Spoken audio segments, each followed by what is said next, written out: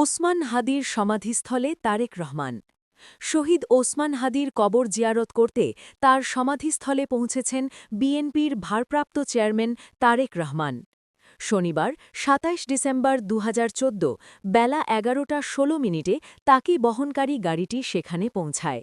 জানা গেছে, এ সময় শহীদ ওসমান হাদির কবর জিয়ারতের পাশাপাশি তারেক রহমান জাতীয় কবি কাজী নজরুল ইসলামের কবরও জিয়ারত করবেন।